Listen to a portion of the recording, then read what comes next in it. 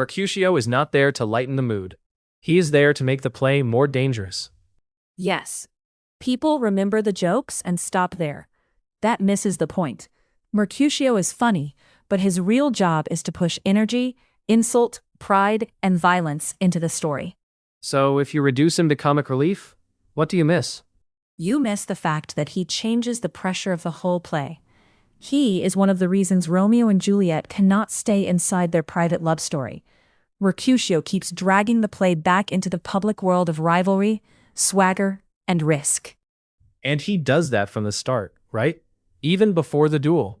Exactly. Look at how he talks. He is fast, rude, inventive, restless. When Romeo starts speaking the language of lovesickness early on, Mercutio does not join in. He mocks it. He treats romantic softness as weakness, or at least as something ridiculous. So he is not just making jokes. He is attacking a whole way of seeing the world. Right. Romeo wants to turn inward. Mercutio refuses that mood. Think about the Queen Mab speech. People sometimes teach it as a bit of entertaining nonsense. It is not just that. It starts playful, then gets darker and sharper. It shows a mind that turns fantasy into aggression very quickly. That speech matters because it tells you what kind of force he is. Yes.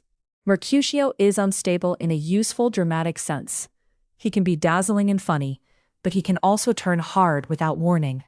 That volatility matters because Romeo's world is already split between private desire and public conflict. Mercutio belongs to the conflict side. And he will not let Romeo forget it. No. Even at the Capulet party, Romeo is moving toward Juliet. Mercutio gets him there through wit and pressure, not through tenderness. He helps generate the momentum, but he does not share Romeo's idea of love. He treats erotic language as something to joke through, not something sacred. That is a big correction, because people often sort the characters too neatly. Romeo and Juliet are love, Mercutio is laughs. End of story.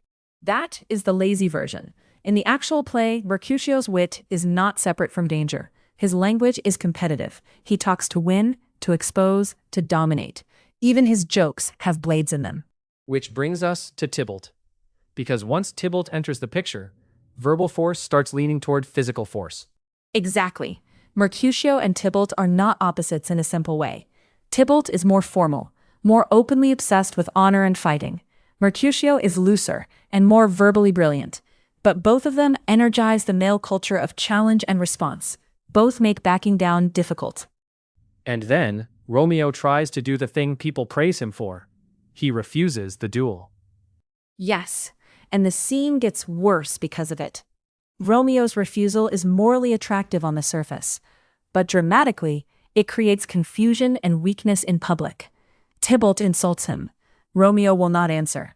Mercutio reads that as shameful submission, steps in, and fights. So, Mercutio is not an accidental victim standing near the action. He chooses to enter it. Completely. He is offended by Romeo's softness in that moment.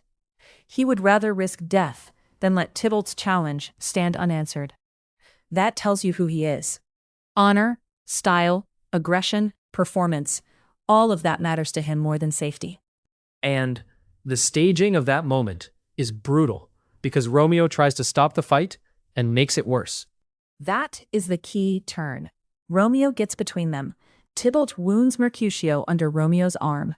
So Mercutio's death is not just sad. It ties love, friendship, masculinity, and violence into one knot. Romeo's attempt at peace helps cause the death that destroys peace. And Mercutio knows it. He does not die nobly in some clean, tragic pose. No. He dies angry, bitter, still sharp. He curses both houses. That matters because up to this point, the feud can still look like noisy background, something that frames the romance. After Mercutio dies, the feud stops being background. It takes over the plot. That is the point where the play stops pretending it can balance comedy and danger. Yes. Before that, the play moves quickly between flirtation, jokes, dancing, wordplay, servants brawling, secret plans. After Mercutio's death, consequences harden. Romeo kills Tybalt. He is banished. Juliet's marriage crisis becomes lethal. The space for wit, collapses.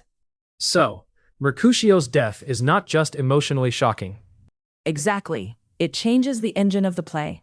While Mercutio is alive, language still feels like a kind of power. People can joke, tease, improvise, dodge. Once he dies, steel replaces wit. Decisions narrow. Time shortens. Bodies start dropping. And that is why calling him comic relief is not just incomplete. It is wrong in a way that damages the whole reading. Because it makes him sound optional. He is not optional. He is one of the play's pressure points. He mocks romantic excess, embodies the unstable swagger of Verona's street culture, and triggers the turn that love alone cannot control. Which also means Romeo is not simply dragged off course by bad luck. He is surrounded by forces he cannot master, and Mercutio is one of the strongest of them. Yes, Mercutio makes the world harder, faster, and less forgiving. He is funny, but the laughter comes with teeth. The moment he dies, the play loses its shock absorber. So the clear reading is this: Mercutio is not there to decorate the tragedy. He is there to ignite it. When Mercutio falls, Romeo and Juliet stops being a love story under pressure and becomes a tragedy, with no room left to breathe.